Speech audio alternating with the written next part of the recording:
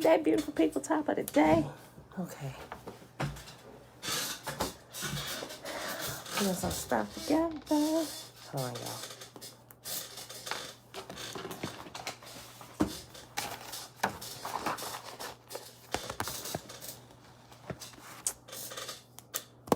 All right, beautiful people. Trina, hey, girl, hey. Oh, this Carmex on my lips. I need to open up my new one. Joy, grand rising, shalom, shalom. Auntie, Anita Smith. Hey, girl, hey. Audrey, shalom, shalom. All right, beautiful people. Let's get going. Today, it is Thursday, January the 13th, 2022. Day number 3 of year 4 of reading through the books of the law and the prophets and of the 3-year consecutive day count, day 1021. Today, y'all, we're going to read the next 4 chapters, which is 7, 8, and 9 of Genesis. And then we're going to pick back up in that document that the CIA released in the early 2000s. Shayla, hey, girl, hey. Listen, y'all. My mama sent me she sent me a link to, y'all ever seen those documentaries, what's it called? Encounters of the Close Kind. This one is like number 5, Encounters of the Fifth Kind. I think that's what it's called. But it's amazing. I never ever watched any of those before because they like come up on like the sci-fi channels and everything. But I found it really interesting. I'll share the link if you haven't seen it or if you've never watched them. They have like Close Encounters of the First Kind, Second Kind, Third Kind, Fourth Kind, but specifically this one, Close Encounters of the Fifth Kind, blew my mind. It's actually talking about some of this stuff and a few other letters that the FBI and the CIA released based on some testings that they have had done with these spiritual phenomena, and they actually began to practice it. I'm like, how interesting. And I knew it was the truth. Like some stuff you side down the government on, but this thing we know for sure because we've personally experienced it. I'm like, bruh, there's like, they really putting truth into a lot of this. And they had different people and they was testing different things, even the astral projecting, even to where they began to talk about a little bit. Clearly, some of this stuff is declassified now, and it's known how they were spying on China, even stealing some of their intel by astral projecting. I'm like, yo, we was just talking about this, So, but y'all, I'm gonna put that link in there. Y'all, when y'all get a chance, it's about 2 hours long. It's real interesting. The first 30 minutes or so is kind of building up and showing you some events from the past, from like the 50s and just different things, just trying to build you up, bring you up to date, right? And they give you a quick overview of what was done in Close Encounters of the First through the Fourth Kind. I haven't watched any of those yet, but I think I will, just to kind of take a gander at it. Auntie, hey, Mom, shalom, shalom. But if anything in there that I feel like I should share with y'all, I'll share with you. I don't know when I'm gonna get to them, because it's a lot of other things that I'm looking at and I'm testing. I'm trying to keep my results on, but that's something I can safely say. Now here's what I will say. Now, some of the entities or they call them aliens, only aliens because they're not like us or what they deem to be not like us. And they got like some blurred pictures of stuff. I'm like, yeah, I don't know, but I have encountered other beings. Although the outline of the beings, most of the time, I will say most of the time, not all the time, because there were some weird shaped ones that I've encountered, even shorter ones like what we would call midgets. I know that is probably like an improper term, but shorter people, right? Those with their growth has been stunted. I have encountered different sizes, but the figures and the entities that I've always encountered, to me, they resemble like my same form. They could have been bigger, huger. They just, in my encounters, they just differentiated in size for the most part. Now, there was some that seemed to have like a little more off shape, but that was even more blurred. I don't know. Maybe my consciousness wouldn't let me see it. I don't know, because it maybe would have freaked me out or something. But I'll share it with you. But it's really interesting. Y'all should check it out. Like I said, and specifically because of the information that it's giving you about the body and how it operates, which they're really going to get into a lot of detail on that about halfway through. And about halfway through, I was like locked in. I was like, bruh, I tried that. That is true. I'm like, I'm flabbergasted that they're putting it out here like in truth. And a lot of people, because of the government and a lot of their shenanigans thus far, everything they just kind of take with a grain of salt, and they just, but for those of us who have actually experienced this, it's like, bruh, they like telling you the truth this time. Like they're literally telling you the truth. And they're telling you about the tests and stuff that they did with it as well. Grand Rising, Uncle JB, Uncle Nathaniel, shalom, shalom. Okay, y'all. So let's get to it. I'm going to share that with you. But let's go ahead and get started so we can get through some more of this document that the CIA released. Okay, y'all. Hold on. Let me pull this up. Nikki, greetings, salutations. Okay.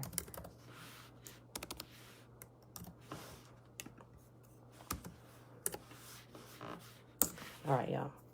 So remember, the Shema, or the call for wholehearted commitment, can be found in Deuteronomy chapter 6. These are the commands, decrees, and regulations that Yahuwah your God commanded me to teach you. You must obey them in the land you are about to enter and occupy, and you and your children and grandchildren must fear Yahuwah your God as long as you live. If you obey all these decrees and commands, you will enjoy a long life. Listen closely, Israel, and be careful to obey. Then all will go well with you, and you will have many children in the land flowing with milk and honey, just as Yahuwah, the God of your ancestors, promised you. Listen, O Israel, Yahuwah, our God, He is God alone. And you must love Yahuwah, your God, with all your heart, all your soul, and all your strength. And you must commit yourselves wholeheartedly to these commands I am giving you today. Repeat them again and again, talking about them when you're at home and when you're on the road, when you're going to bed, and when you're getting up. Tie them to your hands and wear them on your forehead as reminders. Write them on the doorposts of your house and on your gates. Yahuwah your God will soon bring you into the land He swore to give to you when He made a vow to your ancestors, Abraham, Isaac, and Jacob. It is a land with large, prosperous cities that you did not build. The houses will be richly stocked with goods that you did not produce. You will draw water from cisterns you did not dig, and you will eat from vineyards and olive trees you did not plant. When you have eaten your fill in this land, be careful not to forget Yahuwah, who rescued you from slavery in the land of Egypt. You must fear Yahuwah your God and serve Him. When you take an oath, you must only use His name. You must not worship any other gods of the neighboring nations, for the Lord your God, who lives among you, is a jealous God. His anger will flare up against you, and He will wipe you from the face of the earth. You must not test Yahuwah your God as you did when you complained at Massa. You must diligently obey the commands of Yahuwah your God, all the laws and decrees He has given you. Do what is right and good in Yahuwah's sight, so all will go well with you. Then you will enter and occupy the good land that Yahuwah swore to give to your ancestors. You will drive out all the enemies living in the land, just as Yahuwah said you would. In the future, your children will ask you, what is the meaning of these laws, decrees, and regulations that Yahuwah our God has commanded us to obey? Then you must tell them, we were Pharaoh's slaves in Egypt, but Yahuwah our God brought us out of Egypt with His strong hand. He did miraculous signs and wonders before our eyes, dealing terrifying blows against Egypt, Pharaoh, and all his people. He brought us out of Egypt so He could give us this land He had sworn to give to our ancestors. And Yahuwah our God commanded us to obey all these decrees and to fear Him, so that He can continue to bless us and preserve our lives as He has done to this day. For we will be counted as righteous when we obey all the commands that Yahuwah our God has given unto us. All right, beautiful people. So let's get started.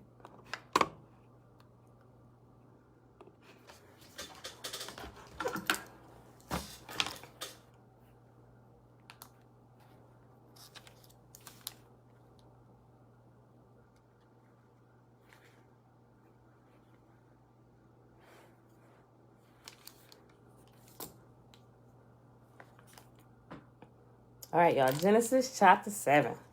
The flood covers the earth. When everything was ready, Yahuwah said to Noah, "Go into the boat with all your family, for among all the people of the earth, I can see that you alone are righteous. Take with you 7 pairs, male and female, of each animal I have approved for eating and for sacrifice." This part was added. "And take 1 pair of each of the others. Also, take 7 pairs of every kind of bird. There must be male and female in each pair to ensure that all life will survive on the earth after the flood. 7 days from now, I will make the rains pour down on the earth, and it will rain for 40 days and 40 nights until I have wiped them from the earth, all the living things I have created." So Noah did everything as Yahuwah commanded him. Noah was 600 years old when the flood covered the earth. He went on board the boat to escape the flood, he and his wife and his sons and their wives. With them were all the various kinds of animals, those approved for eating and for sacrifice, and those that were not, along with all the birds and the small animals that scurry along the ground. They entered the boat in pairs, male and female, just as God had commanded Noah. After 7 days, the waters of the flood came and covered the earth. When Noah was 600 years old, on the 17th day of the 7th of the 2nd month, all the underground waters erupted from the earth, and the rain fell in mighty torrents from the sky.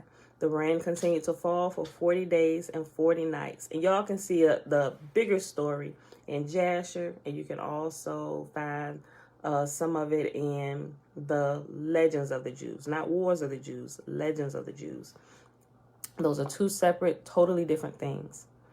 That very day, Noah had gone into the boat with his wife and his sons, Shem, Ham, and Japheth, and their wives.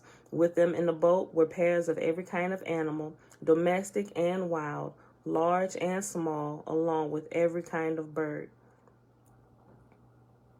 2 by 2, they came into the boat, representing every living thing that breathes. A male and female of each kind entered just as God commanded Noah. Then the Lord closed the door behind them. For 40 days, the flood waters grew deeper, covering the ground and lifting the boat high above the earth. As the waters rose higher and higher above the ground, the boat floated safely on the surface. Finally, the water covered even the highest mountains on the earth, rising more than 22 feet above the highest peaks. All the living things on the earth died: birds, domestic animals, wild animals, small animals that scurry along the ground, and all the people. Everything that breathed and lived on dry land died. God wiped out every living thing on the earth: people, livestock, small animals that scurry along the ground, and the birds of the sky. All were destroyed. The only people who survived were Noah and those with him in the boat. And the flood waters covered the earth for 150 days. Genesis chapter 8. The flood recedes.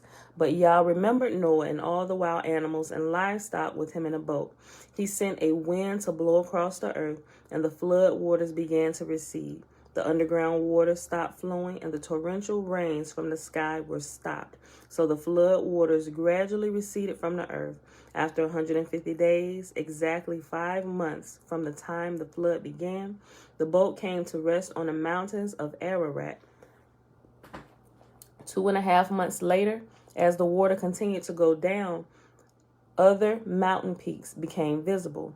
After another 40 days, Noah opened the window he had made in the boat and released a raven. The bird flew back and forth until the flood waters on the earth had dried up. He also released a dove to see if the water had receded and it could find dry ground. But the dove could find no place to land because the water still covered the ground. So it returned to the boat, and Noah held out his hand and drew back the dove inside. After waiting another 7 days, Noah released the dove again. This time, the dove returned to him in the evening with a fresh olive leaf in its beak.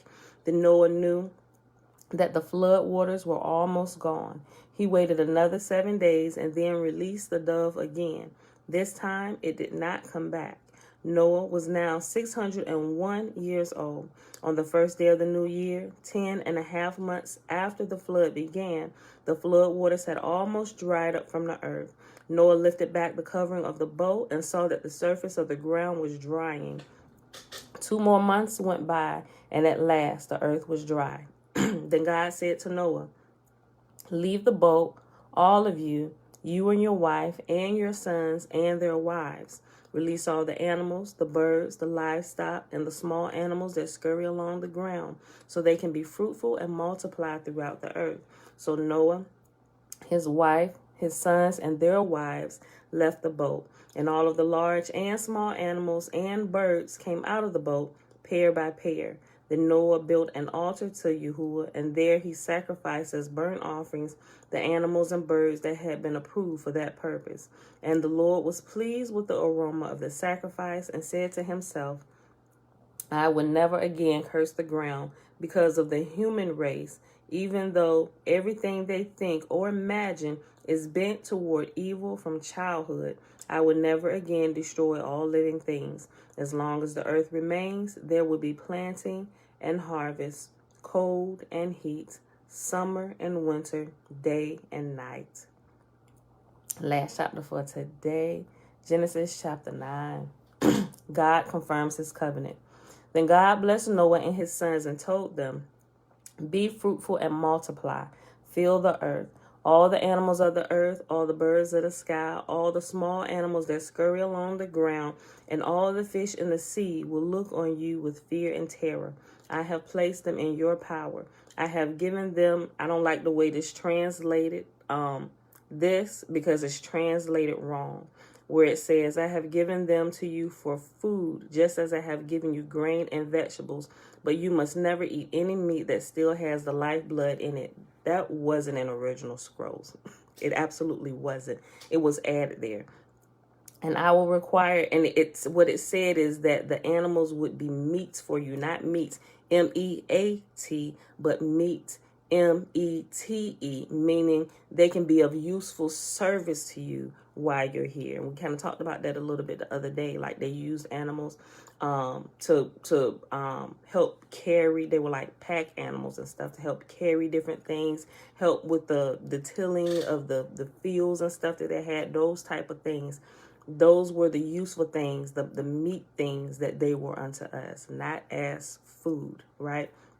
And we can test that principle still today, because when you eat meat, it will clog your arteries and you will live a shorter life than what you would had you not started consuming animal flesh. That's scientifically proven today. People still want to fight it. Hey, do as thou wilt. "And I will require the blood of anyone who takes another person's life. If a wild animal kills a person, it must die. And anyone who murders a fellow human must die. If anyone takes a human life, that person's life will also be taken by human hands. For God made humans in his own image. Now be fruitful and multiply and repopulate the earth." Then God told Noah and his sons, "I hereby confirm my covenant with you and your descendants, and with all the animals that were on the boat with you, the birds, the livestock, and all the wild animals, every living creature on earth. I am confirming my covenant with you. Never again will flood waters kill all living creatures. Never again will a flood destroy the earth." Then God said, "I'm giving you a sign of my covenant. I am giving you a sign of my covenant with you and with all living creatures and for all generations to come. I have placed my rainbow in the clouds. It is a sign of my covenant with you and with all the earth. When I send clouds over the earth, the rainbow will appear in the clouds, and I will remember my covenant with you and with all living creatures. Never again will the flood waters destroy all life. When I see the rainbow in the clouds, I will remember my eternal covenant between God and every living creature on the earth." Then God said to Noah, "Yes, this rainbow is the sign of the covenant I am confirming with all the creatures of the earth." We'll get into that a little bit as we go along. Noah's sons. The sons of Noah who came out of the boat with their father were Shem, Ham, and Japheth. Ham is the father of Canaan. From these 3 sons of Noah came all the people who now populate the earth. After the flood, Noah began to cultivate the ground, and he planted a vineyard. One day he drank some wine he had made, and he became drunk and lay naked inside his tent. Ham, the father of Canaan, saw that his father was naked and went outside and told his brothers. Then Shem and Japheth took a robe, held it over their shoulders, and backed into the tent to cover their father. As they did this, they looked the other way so they wouldn't see him naked. When Noah woke up from his stupor, he learned what Ham, his youngest son, had done. And then he cursed Canaan, the son of Ham. May Canaan be cursed. May he be the lowest of servants to his relatives. Then Noah said, May the Lord, the God of Shem, be blessed, and may Canaan be his servant. May God expand the territory of Japheth. May Japheth share the prosperity of Shem, and may Canaan be his servant. Noah lived another 350 years after the great flood. He lived 950 years and then he died.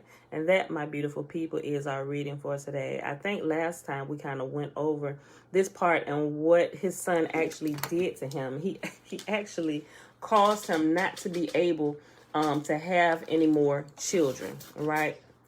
That's what happened while Noah was drunk. Okay. So, also, I don't think they came in yet, but there is somebody that comes in. I think they were timed out by mistake yesterday. It's their name up here is Yahuwah is one, and I restored their comment. So be careful. It's normally it's a group of them there, and they normally ask questions, so they're okay. They haven't done anything to be timed out or to be put on restriction in the chat section. So when they ask a question, they are approved by me to have their comments left. All right. That was for my moderators with the wrenches. I think somebody did it by mistake yesterday. I saw it. But the question that they had asked that was timed out, Levine, blessings, they were asking, I think I actually, because somebody else asked the question as well, but I did answer it. They were asking, when is the new year? And I kind of explained yesterday that the new year begins in springtime, right? And I kind of went through the cycles real quick. Spring, summer, fall, winter, as it correlates to the life of humans. We are born into this life during the springtime, or the springtime of our lives, and we grow and develop. Adolescence, young teenage years is like the summer. Then you have like young adulthood and stuff, and that's considered like the fall. And then you got the older ages of life, which would be considered the winter days of our life, you know. So, but they are approved. Y'all can leave their comments alone. Ali, shalom. Shalom is so fun to say. Okay, y'all. I opened up the wrong thing. That's not where I saved this at. Okay. Let's go back to the C.I.A. document. Okay. So we paused yesterday after we read number 5, the gateway and Hemi-Sync.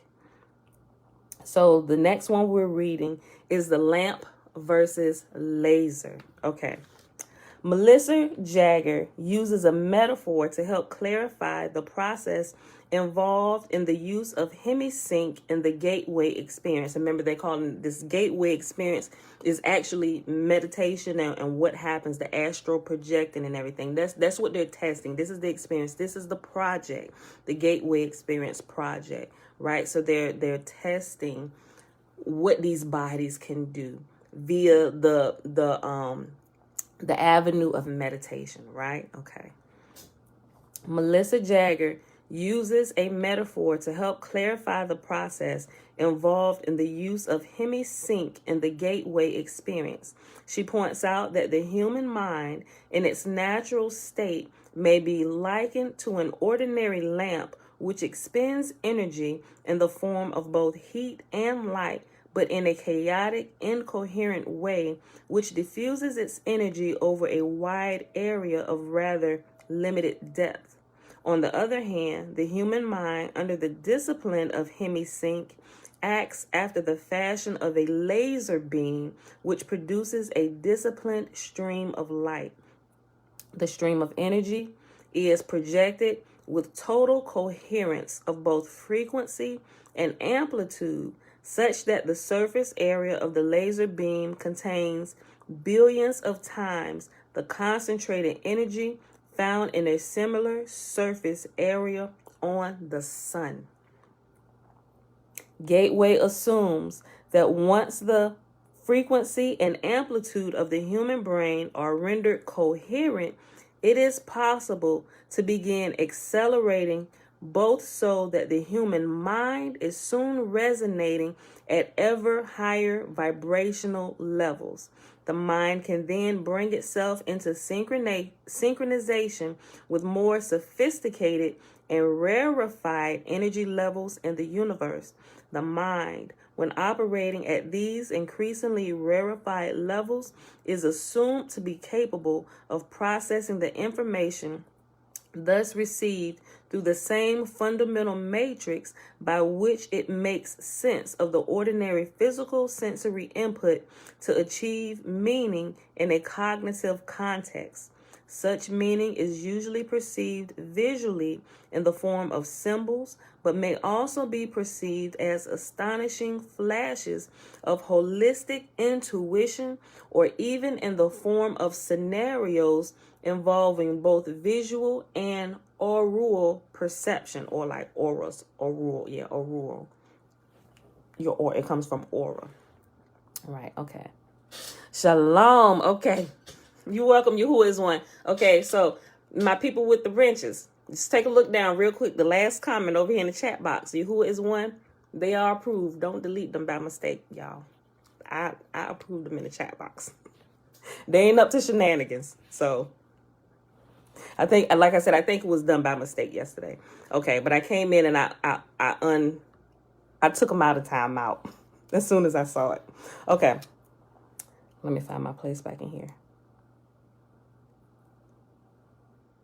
Okay, let me read the last sentence again.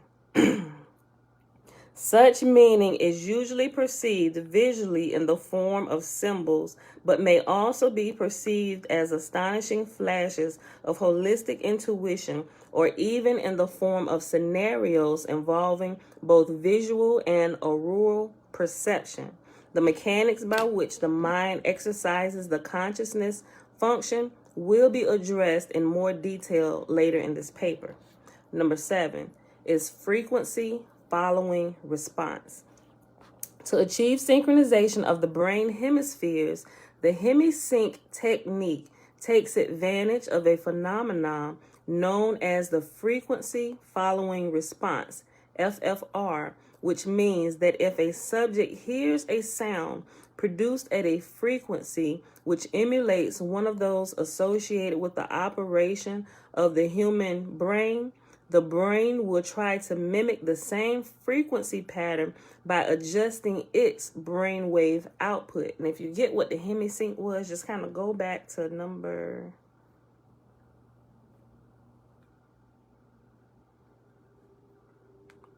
No, it's not a number. It's explained in what it is. Hold on. Let me see. Where was it explained at? Oh, it is. I'm sorry. Number 5, Gateway and Hemi-Sync. That's where it's found. Just kind of go back to number 5 just to refresh yourself on the Hemi-Sync. Okay. Let me see.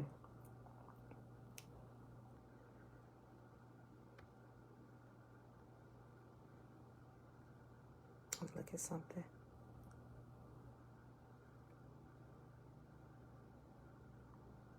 Okay, let me just read it real quick. It says the Hemi-Sync technique, which is defined in a monograph by Monroe Institute trainer Melissa Jagger as a state of consciousness defined when the EEG patterns of both hemispheres, right and left hemisphere, are simultaneously equal in amplitude and frequency. Although Hemi-Sync seems to be rather rare and of only short duration in ordinary human consciousness, Melissa Jagger states that audio techniques developed by Bob Monroe can induce and sustain Hemi-Sync with the Institute's basic Focus 3 tapes. She also notes that studies conducted by Elmer and Alice Green at the Miniger Foundation have shown that the subject with 20 years of training in Zen meditation could consistently establish Hemi-Sync at will, sustaining it for over 15 minutes. Dr. Stuart Timlow, a psychiatrist and a research associate of the Monroe Institute, reports that in our studies of the effect of the Monroe tape system on brain waves, we have found that the tapes encourage the focusing of the brain energy. It can be measured as with a light bulb in watts into a narrower and narrower frequency band. This focusing of energy is not unlike the yoga concept of one-pointedness, which we may translate in Western terms as single-mindedness, right? And then he says, Dr. Timlow goes on to observe that as the individual gets into the tapes beyond focus 3, there is a gradual increase in brain wave size, which is a measure of brain energy or power. And that's yesterday when we began to talk about the binaural beats, right? See, Hemi fam, Ki Muntu Kikuyu Star 87. Hey, my Kikuyu people. All right. Okay, let me go back. Let me not get sidetracked. Okay, so when it's talking about the Hemi-Sync, just remember they're talking about being able to amplify what you're doing in your meditation by using binaural beats. Like the brain will begin to respond a whole lot faster. Okay. All right. Let me go back up here. We're in the frequency following response to number 7. Let me find my spot. Let me just start it over. Frequency following response. To achieve synchronization of the brain hemispheres, the Hemi-Sync technique takes advantage of a phenomenon known as the frequency following response, FFR, which means that if a subject hears a sound produced at a frequency which emulates one of those associated with the operation of the human brain, the brain will try to mimic the same frequency pattern by adjusting its brain output. Therefore, if the subject is in a fully awake state but hears sound frequencies which approximate brainwave output at the theta level, the subject's brain will endeavor to alter its brainwave pattern from the normal beta to the theta level. Since the theta level is associated with sleep, the subject concerned may progress from a fully awake to a sleep state, provided that he does not consciously resist, as the brain strives to entrain its wave frequency output with the one which the person hears. Right. So remember I told y'all when I was practicing, I gave y'all the example yesterday of what was happening. I was like, I experienced like the deep meditational state, and I was using, I wouldn't classify it as binaural beats, but it was more of like sounds of not sounds of nature. It was more like what they call primordial sounds. Remember when we talked about primordial sounds? You hear it a lot in India's teachings, like Om, Aim, and even they have a sound associated with each chakra point or organ, Lam, Ram, Vam. And when you get to the crown chakra, there's silence, right? Because by the time you get here, you would probably be connected to the source or to Yah or to power, and that's where like the real downloads happen. When you get to the crown, not the crown chakra, when you get to the third eye chakra, right here, you will the sound, I think the sound is like Om or right? When you get here, and here is where your eyes open, where you can begin to see in the spiritual realms, and you can get downloads there, but the real downloads happen when you make it up here to the crown chakra, when you connect to source and you're quiet.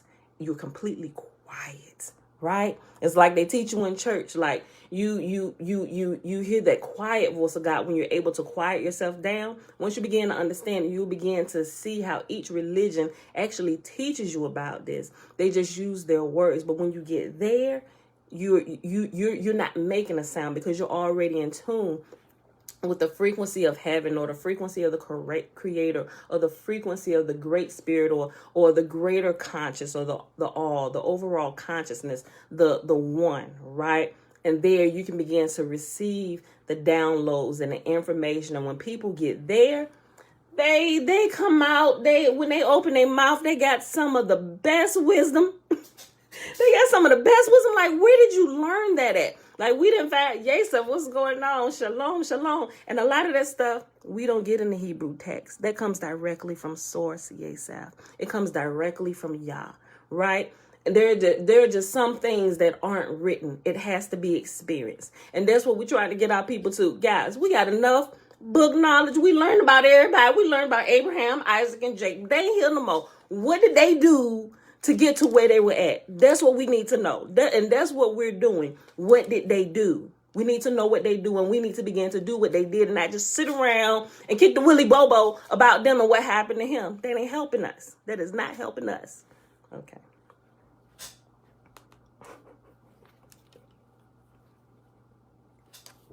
Yes, I love you, bro. Okay, hold on. Let me find my spot.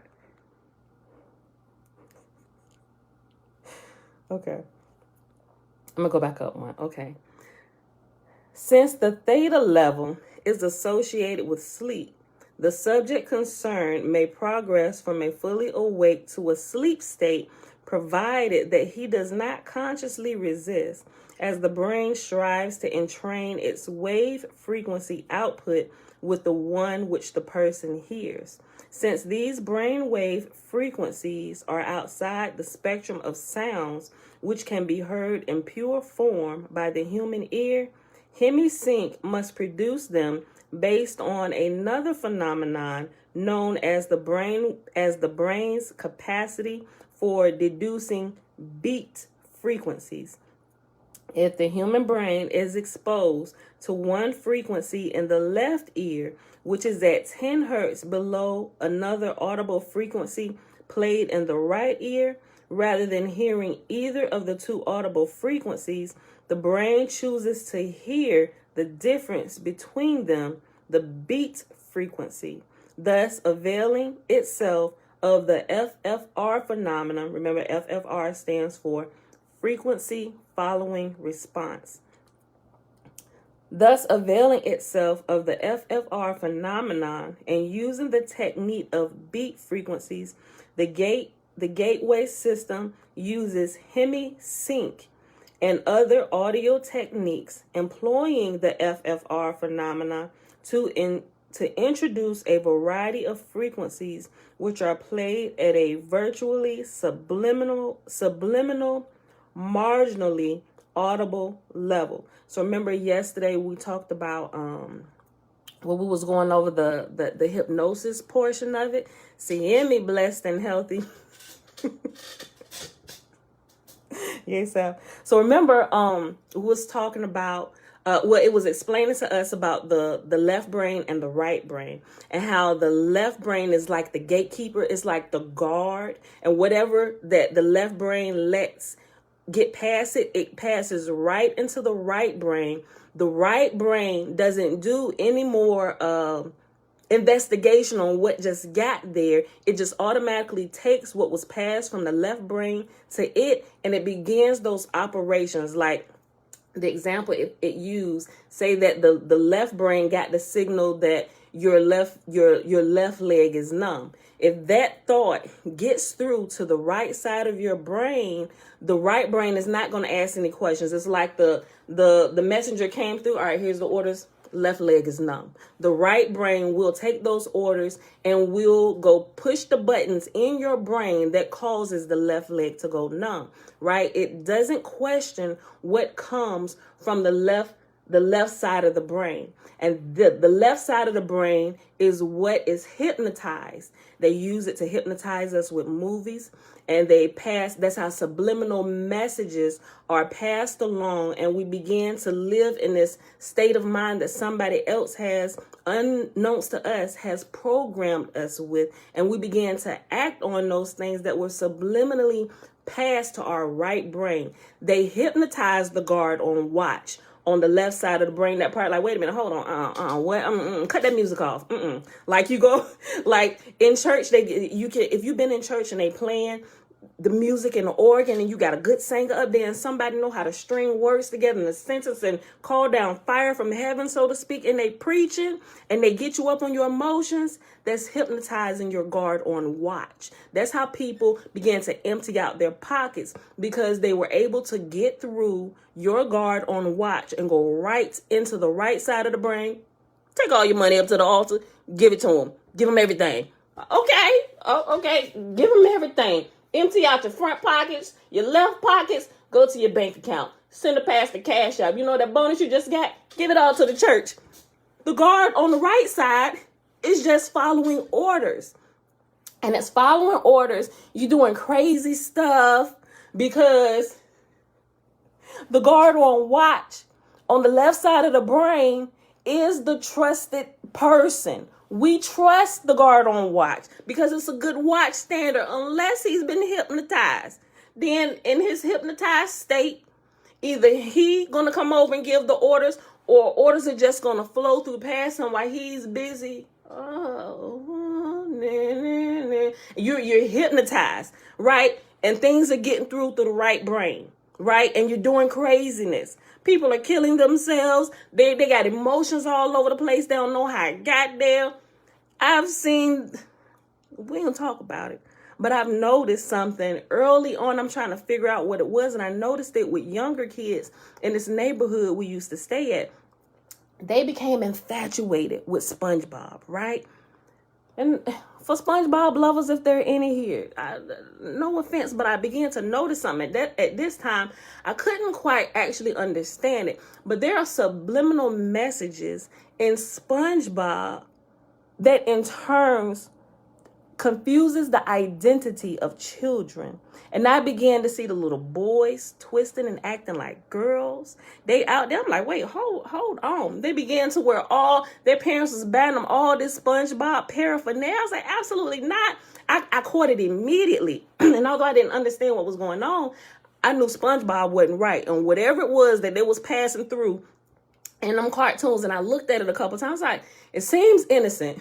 But the more I began to really look into it and look at the creators of it and different things, yes, it is banned. And everybody in here know that, I'm turned from that. We ain't supposed to watch that. That'll have you doing some stuff that you ain't supposed to be doing. Like, my little children know that. I drilled that into them. Like, I watch a lot of cartoons myself, but there are certain ones we just absolutely stay away from because of the subliminal messages, the very powerful and effective subliminal messages that certain particular cartoons get down deep into your children's sha-na-na, and it almost changes them overnight.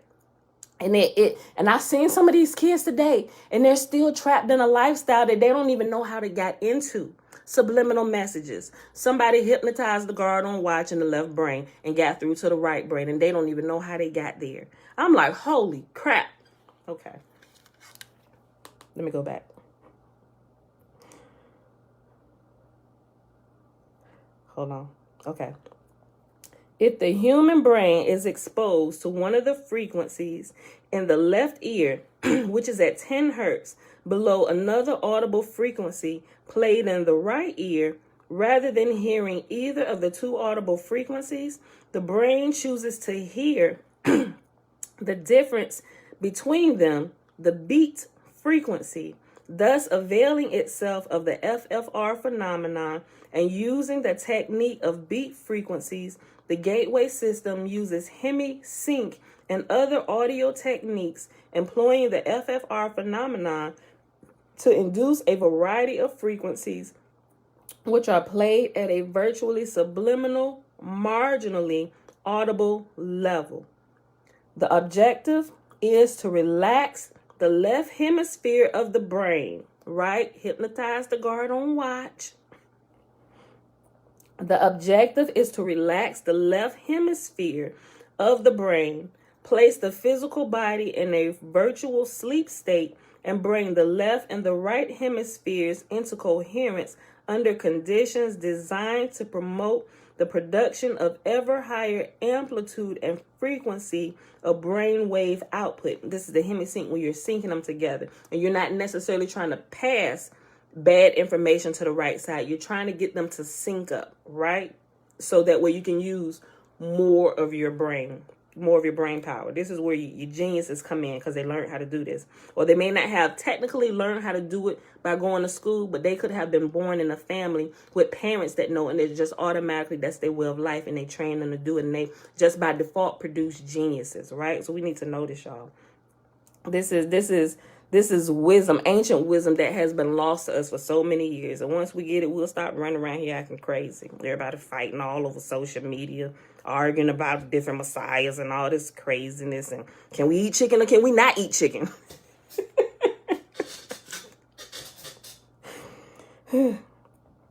Audible and perhaps subliminal suggestions by Bob Monroe accompany the various brainwave frequencies, which are sometimes rolled in together with other sounds such as sea surf to mask the sound frequencies where desirable.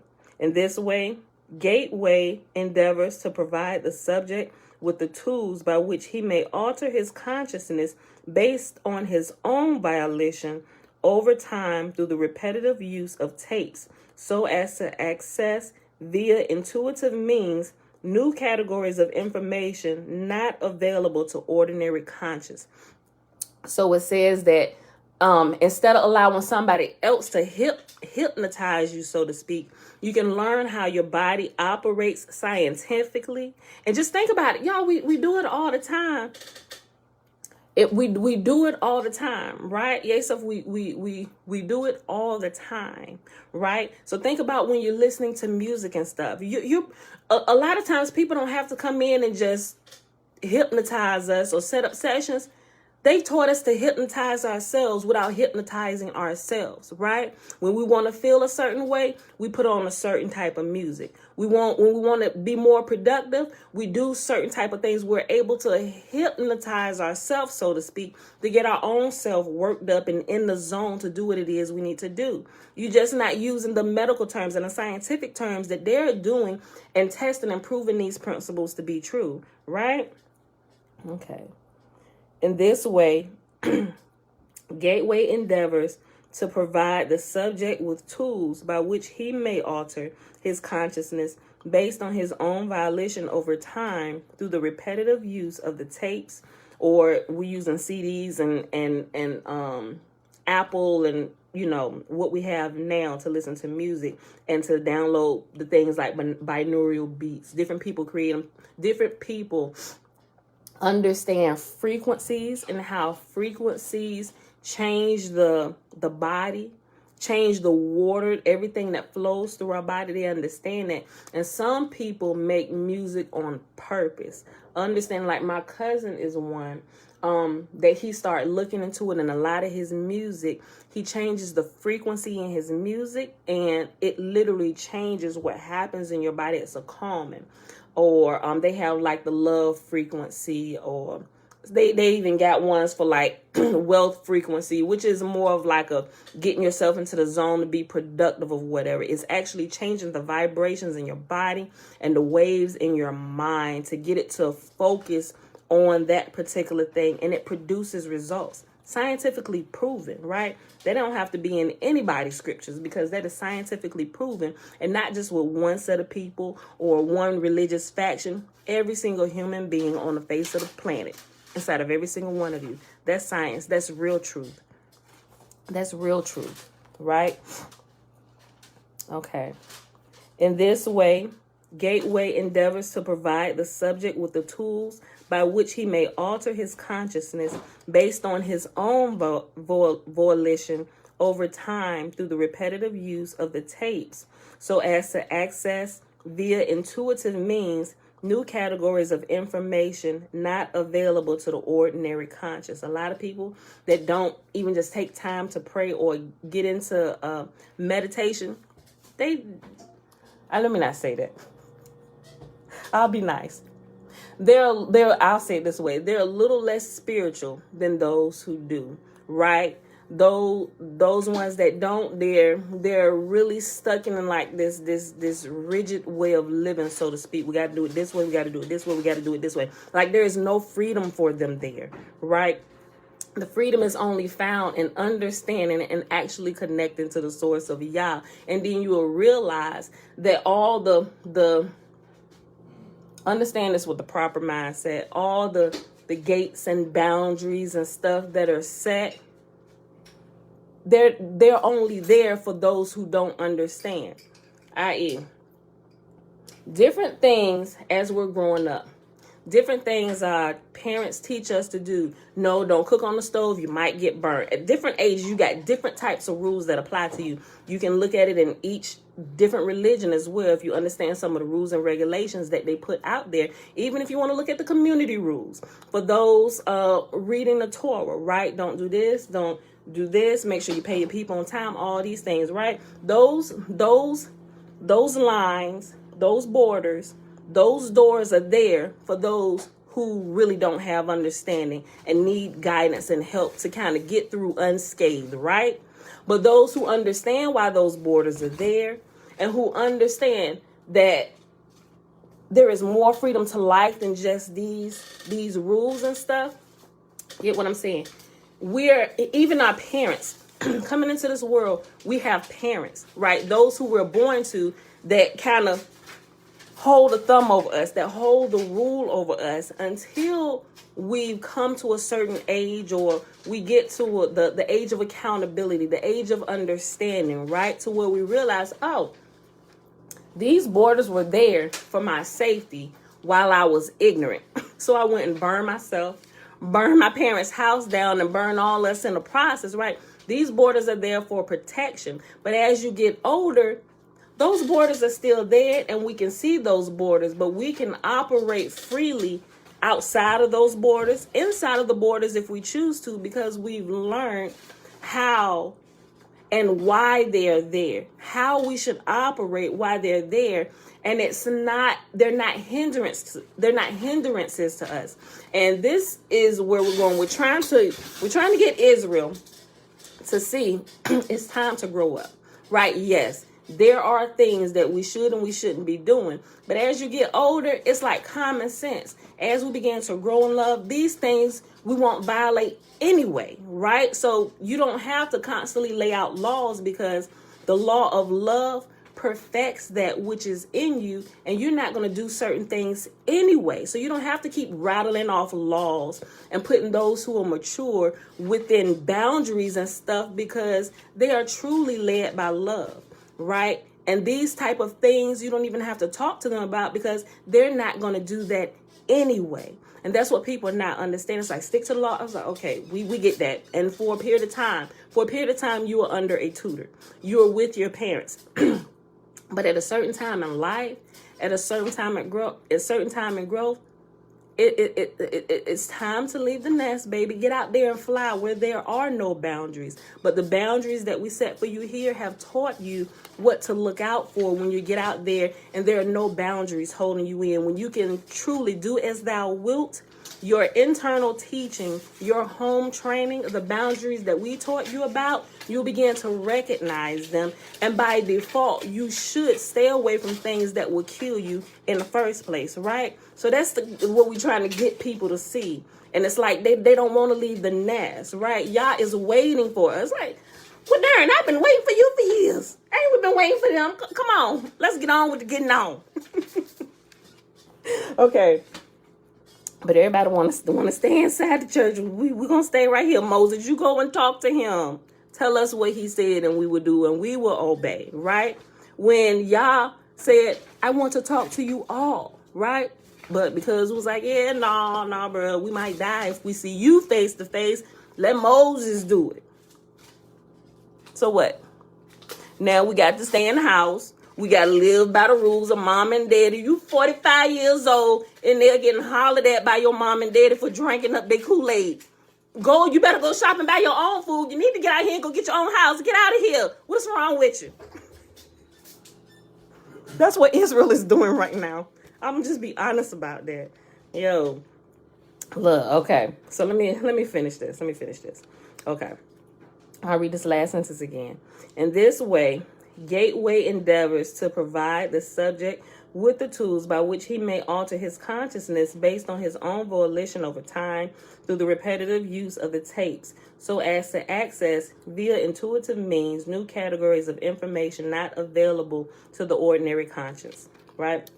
And so remember, y'all, just in case you weren't here early when we first started reading this yesterday, this is a document that was released by the CIA in the early 2000s as they began to test some of these principles. We'll say these principles of nature that is within every single human being, right? And what they realized is what we've been talking about for like the last year, that they found this prevalent in all the religions. And they did like this whole little cover letter that we read first before we actually got into the research. They said, we're going to have to remove the dogma that the different religions put around this and give you the truth of what actually is, right? That's what science does. Science proves the truth. Science now is beginning to prove things that we already know that y'all said, but we just kind of move and believe by faith. They're going another step, right? And they should do that. Scientists get a bad rap, but they get that intuitiveness, that research spirit from the great scientist himself, right? It would take a genius scientist to create something like this habitat that we live in, these bodies that he created us and put our spirits in. It would take a great scientist, right? It's up to us to I'm thinking about the scripture. It's the glory of Yah to conceal the matter, and the glory of kings to, what is it? It's in Proverbs. It's the glory of Yah to conceal the matter, and I know they didn't use glory 2 times. It was another word. And the glory of kings, pretty much to begin to understand what was that Yah had hid. I'm screwing that scripture all up. I know it. But Yah hides things for us to find it, right? We got to go in and understand it, because when we take responsibility for a certain thing, we learn more, right? A lot of times he don't just give us stuff, right? Even with things, y'all hear me saying, I'm like, when y'all reveal stuff to me, it's almost like a friggin' scavenger hunt. Why? Because you begin to own it. You get more into it and you begin to understand it and you begin to see it from the different angles. That's where learning really comes in at. That's where true learning and understanding happens, in the process of the experience. Not just somebody sitting talking to you, telling you all the time. We should have the biggest heads ever, full of all kinds of information. But who's ready to test? That's why I'm like, quit talking, let's test. We're going to test what you're saying, see if these things be true. We're going to be like the Bereans, like the New Testament called. We're going to be like the Bereans. We're going to test and see if these things that you're telling us be true, right? Okay, y'all, let me get back to it. Yeah, we're on number 8 of the document. And if you're using the electronic version, if you didn't print it out, it is. Thank you, Audrey, on page 8. Somebody put the link for the document in there if you got it. Post it on both places. Yes, thank you, Dana. Privilege.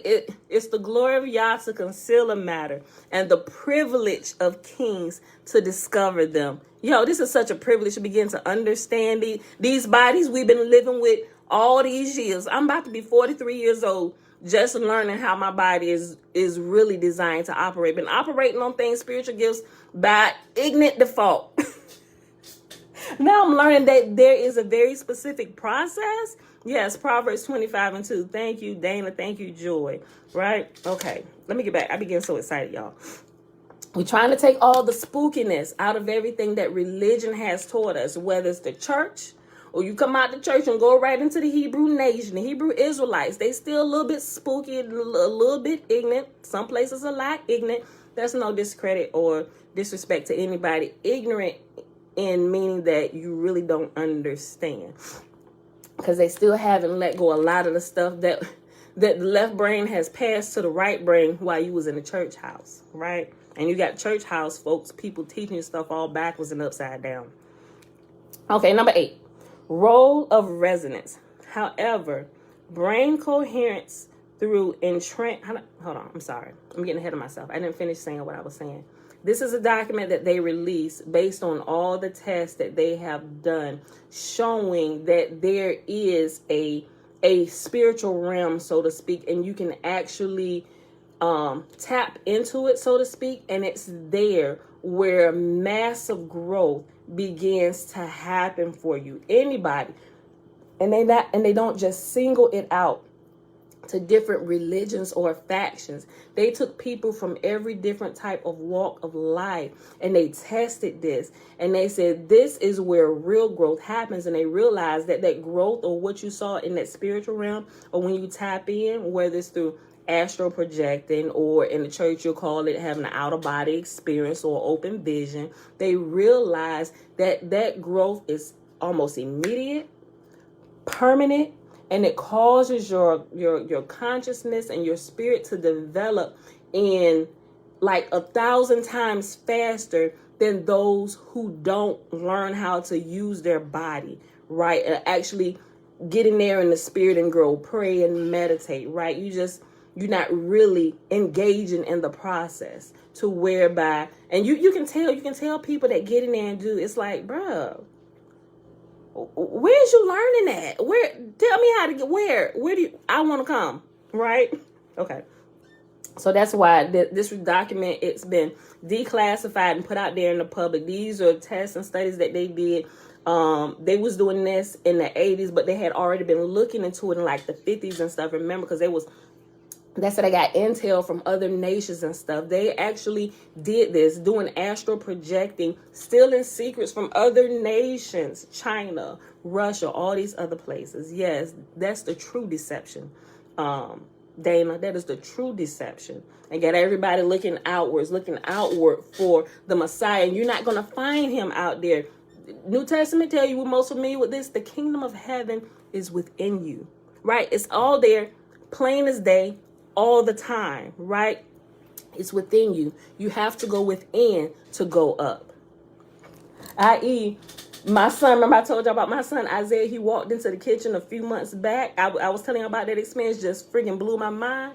He walked in here, my 7-year-old son, still 7, walked in here right after I got done with my video, and he said, Mom, he said, people think that heaven is up there, but heaven is really in here. I said, well, what you say? He said, people think that heaven is up there, but heaven is really in here. And then turned around and walks out the kitchen. I'm like, I got up. I went and stood in that place where he was at. I'm like, boy. I'm like, where did you get that from? It just came to me. And he just go off playing again, doing what 7-year-olds do. Okay, now we get into the science of this, and we got testable stuff we can test. Y'all bring y'all results and stuff. We're going to share it here. Tony J, shalom, bro, shalom. Look, okay.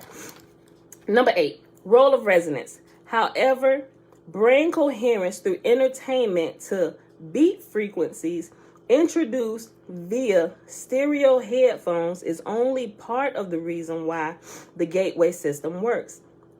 It is also designed to achieve the physical quietude characteristic of deep transcendental meditative states, which bring about a complete alteration of the fundamental resonance pattern associated with the sound frequencies produced by the human body.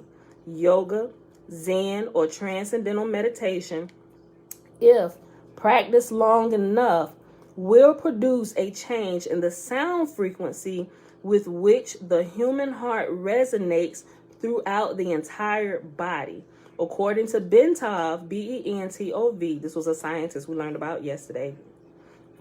According to Bentov, this change in resonance results from the elimination of what the medical profession calls the bifurcation. The bifurcation echo is spelled B-I-F-U-R-C-A-T-I-O-N. According to Bentov, this change in resonance results from elimination of what the medical profession calls the bifurcation echo, so that the sound of the heartbeat can move synchronously up and down the circulatory system in harmonious resonance approximately 7 times a second. Bentov describes the role played by the bifurcation echo as follows. When the left ventricle of the heart ejects blood. The aorta, being elastic, balloons out just beyond the valve and causes a pressure pulse to travel down along the aorta.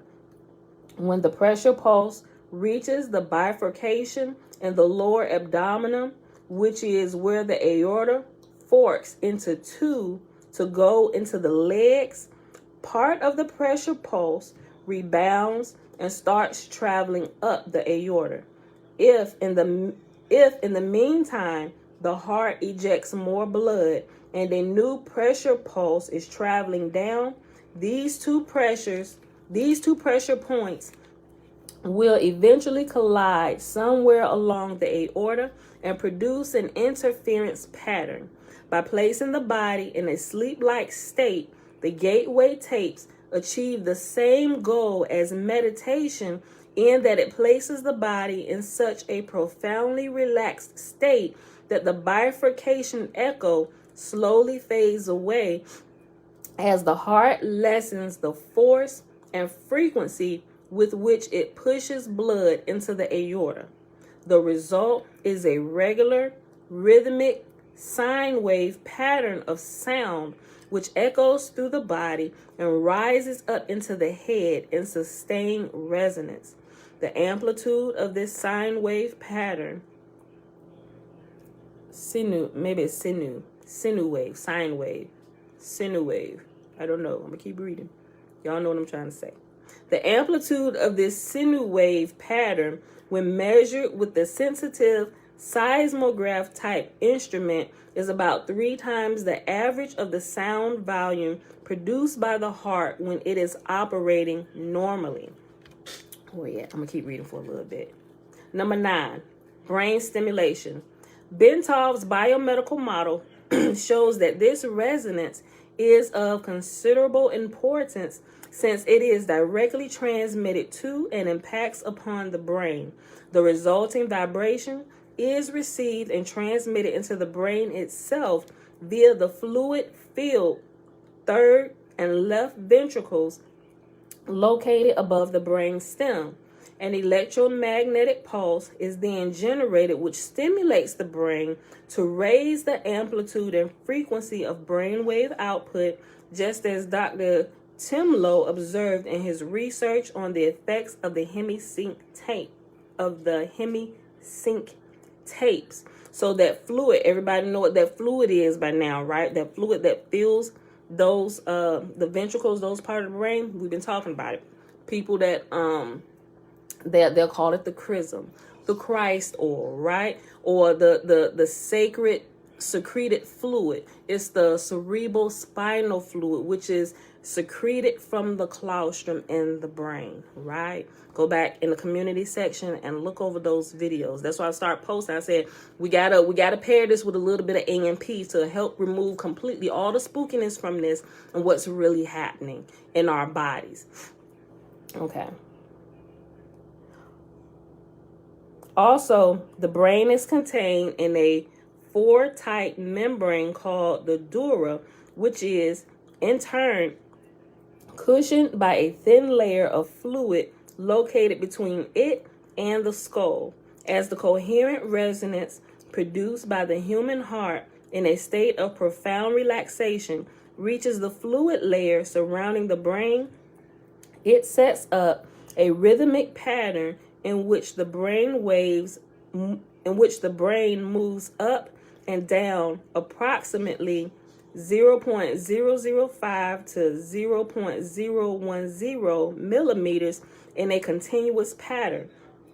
The self-reinforcing character of resonant behavior accounts for the body's ability to sustain this movement despite the minimal level of energy involved. In this way, the entire body, based on its own micro motion, functions as a tuned vibrational system which transfers energy in a range of between 6.8 and 7.5 hertz into the Earth's ionospheric cavity, which itself resonates about 7 to 7.5 hertz.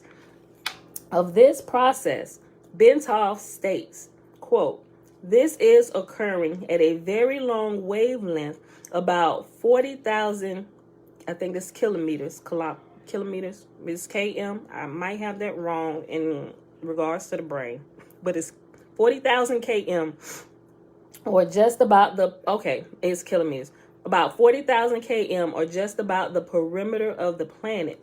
In other words, the signal from the movement of our bodies will travel around the world in about 1/7 of a second through the electrostatic field in which we are embedded. Such a long wavelength knows no obstacles, and its strength does not attenuate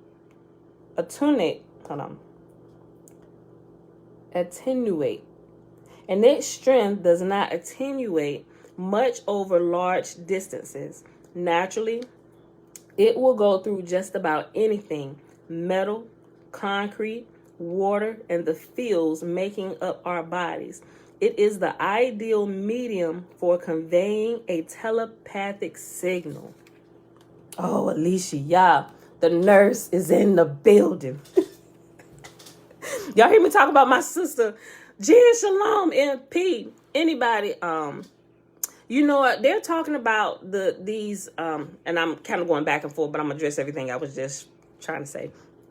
MP, the links to the gateway tapes, I don't know that they're available, but essentially what they're talking about is binaural beats. I looked into it a little bit. When they first started creating it, they called them like the focus tapes, and they labeled them 1, 2, 3. But we label them today as binaural beats. That's what it is. And you can find a lot of it online. But here is my disclaimer about the binaural beats. If you don't know how to make the beats yourself. Now, my son Jeremiah has this whole look. He been kind of working with beats and stuff. He been kind of off of it a little bit, but he plays around with beats and frequencies on this thing that he has. So until he gets it down, because I trust what comes out of his spirit, right? It comes out of me. We teaching him. We know he ain't got no underhanded stuff that's going to go into his stuff. But I would recommend, right, that you research who you're getting your binaural beats from.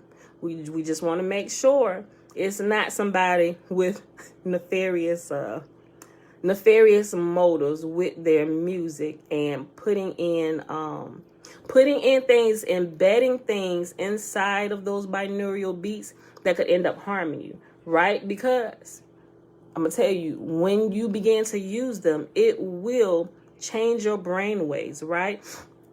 You're going to go from beta to theta, meaning you're going to be in a more relaxed state, or hypnotized, so to speak, if you want to call it hypnotized, or it'll help you get into that deeper meditative state.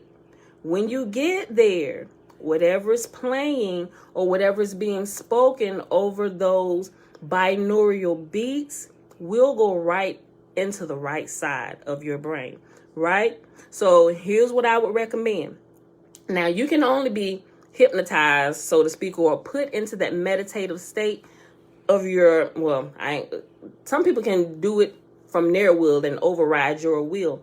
But if you're looking for some, right, and they got some good ones on YouTube. You can buy some, but just check into the source of who created them, right? That's my disclaimer, right? And before you actually use it in your meditation, listen to it without being in a position of meditation, so you can listen to it all the way through.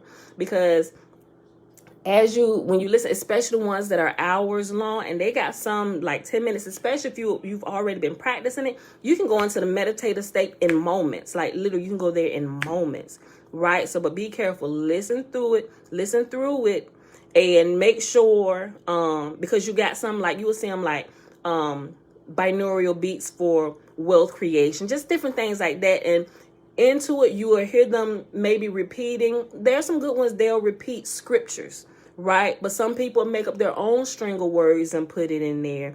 But it's those that you have to be careful about. You need to see exactly what they're saying, because you're going to be in a meditative state when that stuff is coming into you. So you have to be absolutely sure what those binaural beats are saying at those times. And it's normally when you get in, right? And they have some that you can listen to all night. People use them all night and they astral project all night, have open visions all night. I'm telling y'all, it works. It does the way, the sound, the beats, it does something to the brain waves inside of your head. So you have to be careful. Don't just pick one and put it on and don't know what you're putting on, right? Just be careful. I would say listen to it all the way through, not in a meditative state, as in like research. Make sure you fully awake and you listen, right? And just listen to the words that are being said. Consciously keep yourself woke while you're listening to it to make sure it's a source. If you want to speed up the process, so to speak, you can. I don't see a problem with it, right? I mean, it's help. It's like not necessarily shortcuts, but it's tools to get the job done faster if you're ready for it and if you understand it and know how to use it appropriately. It's like going from a screwdriver to a drill, right?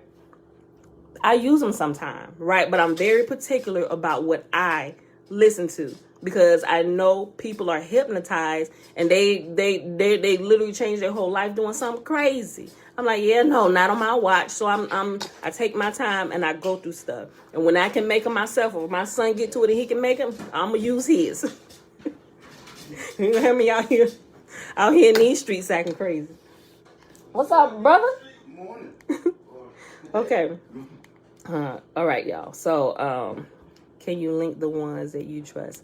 I'll go through and it's not a lot of binaural beats that I use though. I use sounds, and a lot of time I'll listen to it just to make sure I'm making sure I'm creating that sound out of my own body, and then I'll just use my own sound. You know, I just kind of use them as learning tools. You know, I don't want to have myself addicted to them, right? Because I've seen that as well. Some people kind of get addicted to some of the tools, and we see it a lot of times in the news with Hollywood stars and musicians and stuff. Like when they start using those things, not that all of the tools are bad, but we normally see on the news the tools that they use that are bad, like the drugs and stuff, right? So you can tap into the spiritual realm with drugs. I don't recommend it. Even if it's marijuana, I don't recommend that you learn how to do it that way, right? People take shortcuts and they use it, but if they don't learn how to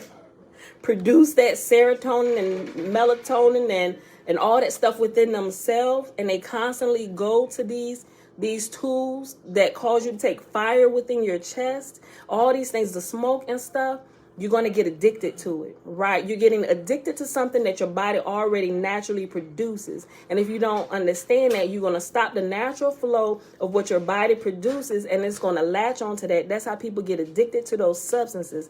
Think about Michael Jackson. Y'all rest his soul, right?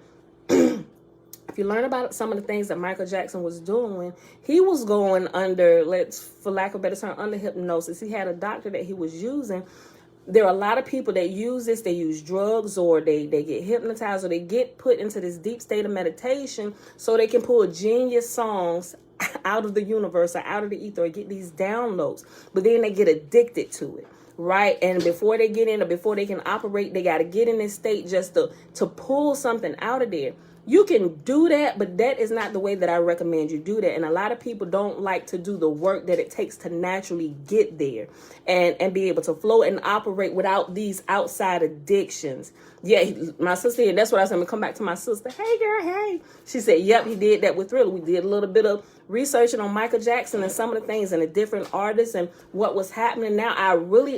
Back then when we was looking at some of the stuff, I didn't understand it like I understand it today and what was happening and why you get addicted to some of these things, right? So, but yeah, he did that with Thriller. And a lot of times these big sellers and stuff, when you find out how they really got it, they're tapping into something that mainstream media teaches you. Oh, it's bad. And they show you all the bad side effects and stuff. But they're showing you the side effects of like the Kunda buffer, so to speak, or the bad side of this, which the bad side of This is Kunda buffer, to where you hear it in the East as Kundalini, which is actually like the healthy natural flow of things, or it's the natural energy that flows through us, or the spirit of Yah that's poured out upon us. That's like the good side of it. But the negative effects that you get is because you entered into that realm the wrong way. Unauthorized access. You got access, but now you got to deal with some of those things that come along with coming in through the back door, right? Especially if you weren't legally let in. Like, you can still get in, but what you're going to experience and the addictions you're going to create when you go in that way that's something I just don't want to deal with. That's why I tell y'all, stay away from those things. Absolutely stay away from it. But we're going to demystify it, show you exactly what it is, so we stay on the right path and we go the right way, so we don't have to worry about those things. And you'll be, as you begin to learn about it, you'll begin to spot people who have accessed things illegally, right? It's a sad state of affairs. But my sister, she's a nurse, so I learned a lot of stuff. Some things I check with her because she's actually working in a nursing field, right? So she's able to explain stuff to me in ways that's not violating like the Hippocratic Oath and everything, by giving me general like understandings of things, and to make sure I'm getting it right, so she's really good for that. So some of these things that I'm learning on my own, I kind of double check. Okay, medical field, what is this, and so I'm making sure I'm staying on track, right, and not getting too spooky about stuff, right? So she's like, nope, this is called this is when we learned about the chakras, was literally what the West calls the endocrine system, and the energies associated with each organ along the spine. Each organ creates an energy, right? It does something. When it's out of whack, your pancreas get out of whack, you're gonna feel it in the energy in your entire body. My G, is going to go out of alignment because something is wrong with that energy center. Chakra means wheel. It's like it's a wheel of energy, or it's the energy source. The source of your energy for that right there is your organs, and all of your main organs go along your spine. It's an energy wheel, and the energies flow up. One energy affects the next. If something is wrong up here, that means something down here has gotten off, because they began to affect one another, right? So you can't just go work on this like if something is wrong with your heart. If something is wrong with your heart, there's probably something wrong with your gut, right? So you got to go all the way back down your chakra, check every chakra, or every energy center, or every organ that goes along your spine that causes this cerebral spinal fluid that flows from your brain to go through and come back up. And when it hit the vagus nerve, it hits all the organs along that spine. Once you understand it medically, you can really begin to understand it spiritually and what they're saying, because the religious factions, they just like to use the spiritual terms because it sounds more spiritual, but not really teaching you a lot of times that each of those spiritual principles are attached to a natural thing. Just like our spirits that you can't see, like the chakras or the energies that you can't see, it's identified by something we can see. You can tell I got a spirit because I got a moving, operating body, my G. That's from the Most High. Yesaf. That's a principle. Although it's not written in the Torah, we can see it. If we take the blinders off, if the spells are broken, everything that we fight against is in plain sight in our faces every day, all day. You can't see my spirit, but you can tell I got a spirit. You can't see my spirit, but you can tell I have a spirit. You can tell those who don't have a spirit. This body is lifeless and it no longer moves. It doesn't operate any of the energy centers that's still present. And we can cut your body open and see none of the energy from those organs are alive any longer. I'm just saying. So let's read this brain stimulation number 9, and we're going to pause. Oh no, we was about done with that. We're going to go read number 10. Let me see. Let me go back and repeat what Bentov states. Of this process, we're talking about the brain stimulation. Bentov states, this is occurring at a very long wavelength of about 40,000 kilometers, or just about the perimeter of the planet. In other words, the signal from the movement of our bodies will travel around the world in about 1/7 of a second through the electrostatic field in which we are embedded. Such a long wavelength knows no obstacles, and its strength does not attenuate much over large distances. Naturally, it will go through just about anything: metal, concrete, water, and the fields making up our bodies. It is the ideal medium for conveying a telepathic signal. Consequently, the gateway process is designed to rather rapidly induce the state of profound calm within the nervous system and to significantly lower blood pressure, to cause the circulatory system, skeleton, and all other physical organ systems to begin vibrating coherently at approximately 7 to 7.5 cycles per second. The resulting resonance sets up a regular, repetitive sound wave which propagates in consonance with the electrostatic field of the earth. Number 10 is energy entrainment. As the body is turned into a coherent oscillator vibrating in harmony with the surrounding electrostatic medium, the specific exercises included in the gateway tapes enjoin the participant to build up the energy field surrounding his body, presumably by using energy from the earth's field, which the body is now entraining because of its ability to resonate with it. And this puts the body's energy field into homogeneity with its surrounding environment and promotes movement of the seat of consciousness into the surrounding environment, partly in response to the fact that the two electromagnetic mediums are now a single energy continuum.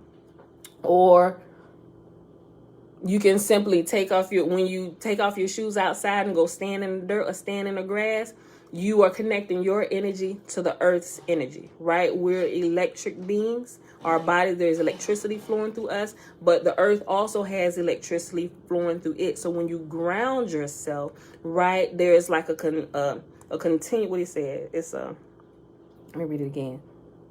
This puts the body's energy field into homogeneity with its surrounding environment and promotes movement of the seat of consciousness into the surrounding environment, partly in response to the fact that the two electromagnetic mediums are now a single energy continuum, meaning we're in contact, we're touching one another.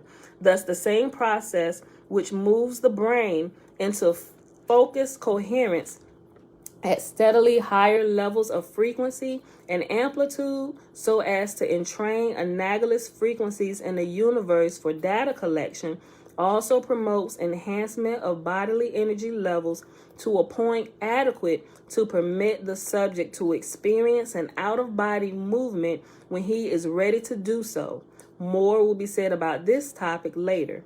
In addition, by resonating with the Earth's electromagnetic sphere, the human body creates a surprisingly powerful carrier wave to assist the mind in communication activity with other human minds similarly attuned. Read that again. In addition, by resonating with the Earth's electromagnetic sphere, the human body creates a surprisingly powerful carrier wave to assist the mind in communication activity with other human minds similarly attuned, right? And that's how people are able to start practicing what they call ESP, right? Like everything I realize now, everything that we are using here in the earth today is because we're ignorant on how to operate our bodies, right? So they're coming out, and you can slowly see, if you're paying attention, if you understand this, you can slowly see that they are trying to progress humankind or the human race back to this level of awareness or of consciousness, to where, like, if you really understood how to use your body, you could communicate telepathically, right? Now, I haven't done it on a large scale.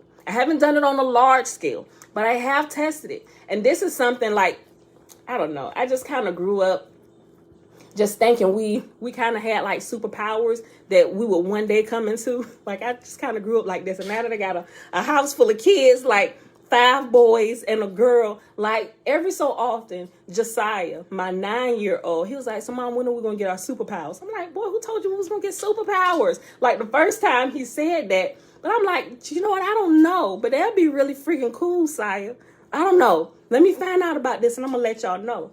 But what I used to practice before they even came along, when we only still had 2, when we still just had Elijah and Jeremiah, we were staying at the same house. Remember how I told y'all, I was able to hear the conversation that my son and his friend, after they had got off the school bus, who were like a whole block away, they was talking in normal language to one another. I was all the way at the end of the block standing on my porch. Things like that I've experienced. So by experiencing little things like that, and like I heard their conversation, and by the time they got to the porch, I said, so what did you need to tell me? Because his friend at the end of the block, he said to him, he said, and they were what's like 7 to 8, maybe 8 and 9 years old. They was having a conversation like kids do. You can't normally hear a child's conversation from down the block when they talking to each other. They're not yelling, regular conversation, so you can tell your mom what happened. And I'm standing there, and I could hear the rest of the conversation, but I was focusing in. I'm trying to figure out what it is he had to tell me because the bus was late and there was an incident.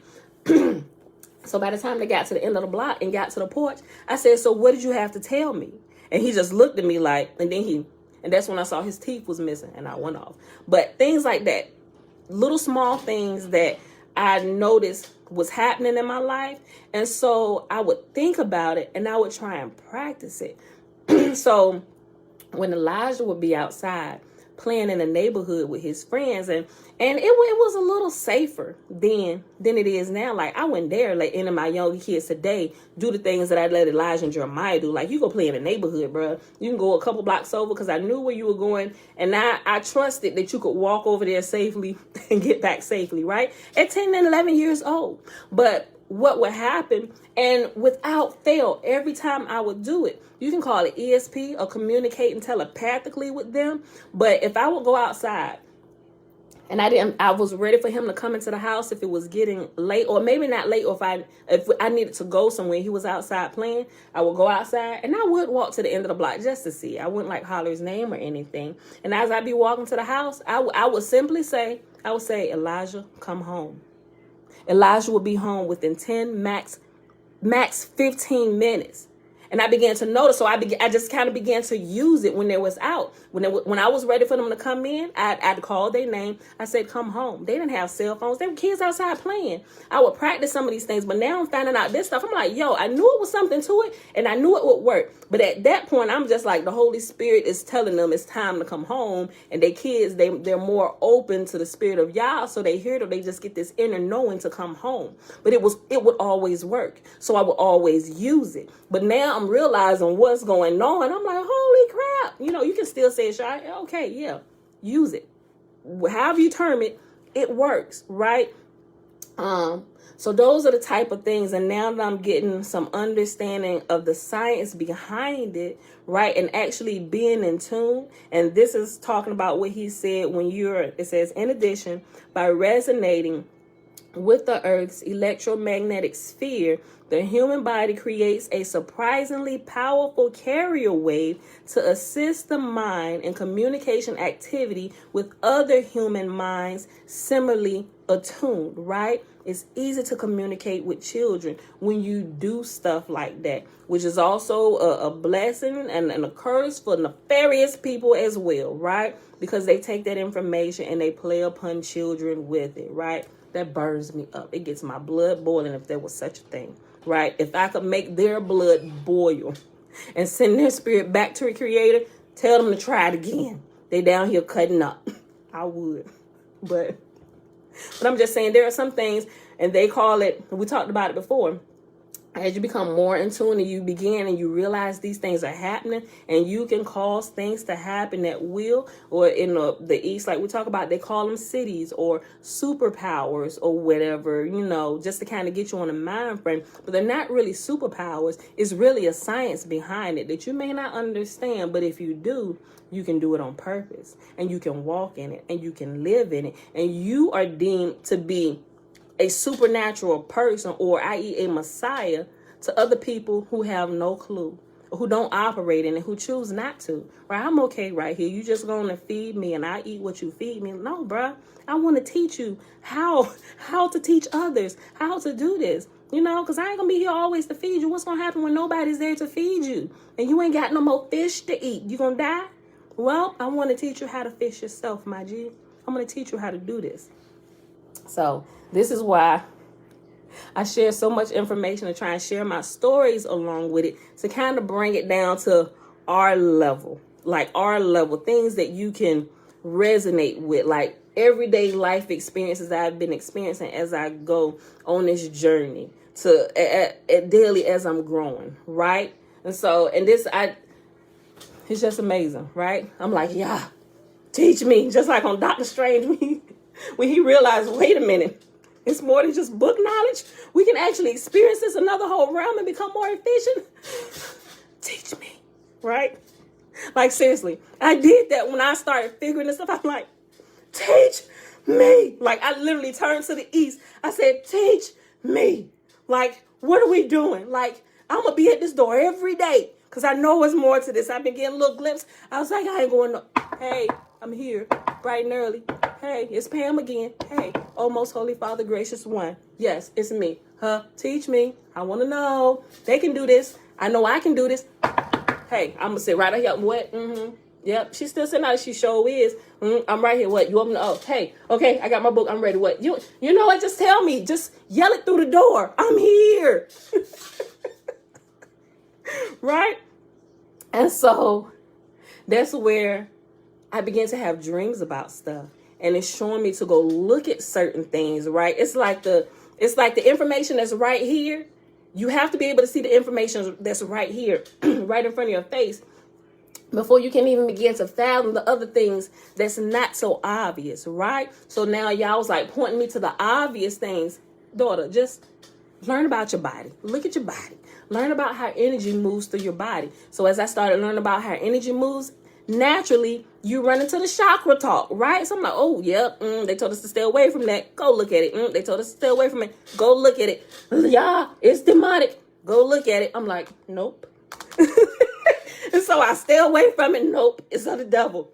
Listen, girl, I create good and I create evil. Yeah, but it's the chakras. They told us to who you gonna listen to, them or me? Well, you.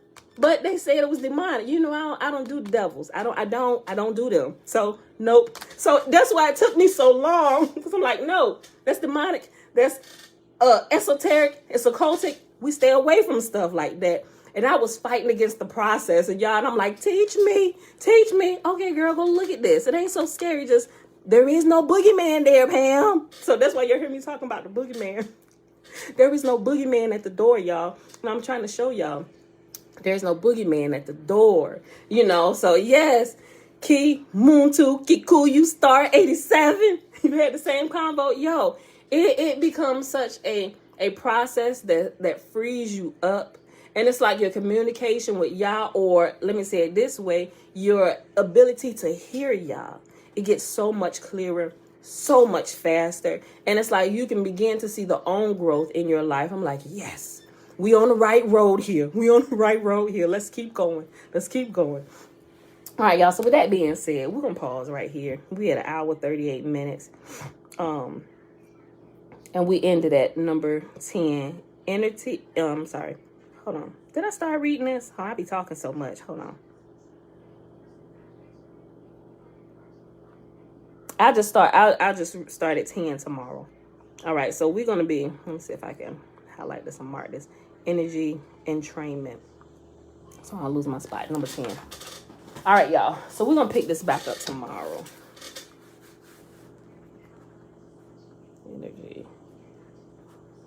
Entrainment. But what I am going to do, I'm going to still be sharing some more stuff with y'all in the community section, what I've been learning. Just, you ain't got to believe me. Just go check into it for yourself, y'all. Y'all got to stop being so scared to go look at stuff. And I'm saying that from personal experience of being the scariest person on the earth, right? So go check into stuff, right? If you got to go with a flashlight and back out, you know. Look, yeah, Talaine, you ain't the only one that said that. Like, little bits of truth, it keeps you going on just a little bit longer. She said, I feel like I started to receive so many more blessings since I started to call him Yah, right? And it changed. Like, I spoke about that. It's like, Yah doesn't necessarily drop you right into the middle of the ocean of truth because we couldn't handle it. It would kill us. That's why he takes us through steps. It's like we have one awakening. Oh, his name wasn't Jesus? Oh, his name was Yeshua. Okay. It's like, although you're still not there, you're moving, right? You're moving. And so that's why I can see people moving, and it does my heart well, even though I don't agree with half the stuff they say now, but I've been there. I can see them moving. Like one particular person, granted, I think she still got shenanigans going on her channel. She chasing clout using famous names of people that have nothing to do with the kingdom of heaven, so to speak, but you get build up of followers on your channel by calling out famous people names and prophecies that you got for famous people. It's a lot of people in Israel doing that. Stop it. Y'all ain't speaking to you every single day, right? Why isn't he speaking to you about growing, getting closer, telling people stuff about people off up in the world and they singing careers? You have been put on my list of shenaniganizers. Stop it, y'all. All right. I guess they like the fast growth of their channels and stuff. So they always got to put somebody's name. And I see men and women doing it. They got to put famous people names in there. And I ain't going to call none of their names because I don't even want the algorithm to start linking my video with their shenanigans. But you can go look at some of the church people, or even some of the Hebrews, and how they have some famous people, well-known famous people in the titles of their videos, and they talking about them, and they got a prophecy from God about these people. But y'all ain't telling you about your life. Somebody you don't even know, you probably never come in contact with, he telling you about them. What's the purpose of that? Come on, people. I didn't fall off a turnip truck yesterday. I really didn't. Like, and people, I'm just like, y'all got to see through these shenanigans. Y'all got to see through these shenanigans. And I don't care how blessed and highly favored of the Lord you think they are and how anointed they are. People, y'all are completely sleeping. You gotta look at some of the results and some of the things that's actually being produced from some of the stuff that they're putting out, and it's not lining up to what we're supposed to be focusing on. It's actually taking you in the opposite direction, keeping you locked inside of shenanigans and being asleep. Tanya 3000, shalom, shalom. You're welcome, Joy. Yeah, so but yeah, we start that. We notice the progression as we begin to wake up and go from, like the church say, from glory to glory. Here a little, there a little. We wake up in stages. And when you think you're woke, it's like, oh my gosh, I thought I was woke. I'm still asleep. And it's like the rabbit hole gets even deeper. I'm like, holy crap. It's like you wake up in stages, and it has to be that way. Otherwise, it would literally almost kill you, because you couldn't handle the vast amounts of truth. Some things you don't even know exist that you're operating in, but you would be so blinded to it would scare you so. Like, some people would literally take their last breaths by coming into absolute truth overnight. It can't happen. It absolutely cannot happen that way. Growth does not happen that way. Y'all teach us, like, even by the growth of everything on the earth before our face, to teach us this. You can't feed a baby meat out of the womb. You're going to choke him to death, right? He'll be able to eat meat, or, not like flesh, but even that too. But you can't do that. Even fruits and vegetables in a solid state, even you would have to first, before a baby can actually, first of all, he ain't ready for growth yet because he ain't got teeth. There are signs and indications that should let us know when you're ready for growth. Or not to awaken love right here, because you're not ready for it. This is not the time for love. Don't awaken it before it's time. It's not time for that. And if we're taught about that, the truth's right in front of our face with the world we live in, the way our bodies grow, the way we develop, come from the womb and grow in stages, we will understand spiritual things a whole lot better. Yah has set all these things in this way in front of our face, something tangible we can see and test with our hands to help us better understand spiritual principles. Y'all, so that's it. I done ran my mouth enough for the day.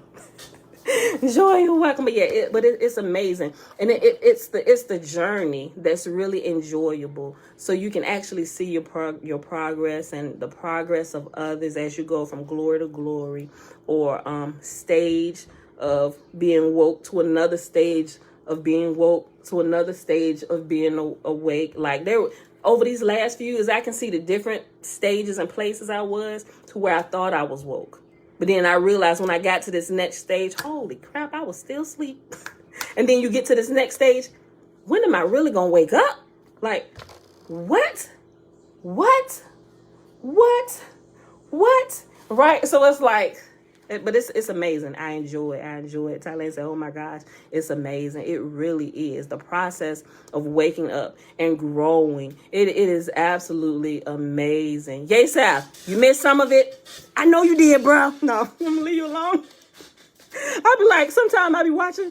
I come back and I watch your comments. Sometimes like, oh, Yasaf is going to be my problem child. Like, he's going to be a thorn in my side. I'm just being honest with you. I'm like, okay, we're going to keep on going. But, I was like that. I was doing things like that because I didn't understand. And when you miss kind of like the in-between, I really learned to look at things, and I try to, if at all possible, I don't know everything. I'm still learning myself. I'm just sharing y'all the little bit that I'm learning in the hopes that it'll make your journey, your process a little bit more easy, just in case you run into these same things, right?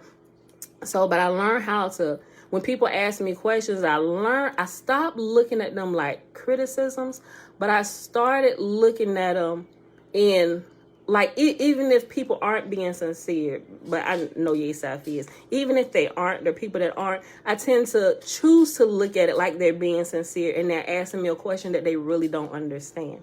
So I'll explain it to them, not in a condescending manner, but I really try and break it down like I understand things, because I have to break it down like I'm in kindergarten. Teach this to me like you would teach this to my child, right? Don't give me big words and stuff. Like, really help me to bare bones, ground floor, understand this thing, right? And then as we understand it, we can use big words. But I really need to know the ins and outs of this without being super spiritual and crazy and all this stuff, right? So that's just my approach on life with everything. And I think having a billion kids helps to refine my process. And that's an exaggeration. I only got 6.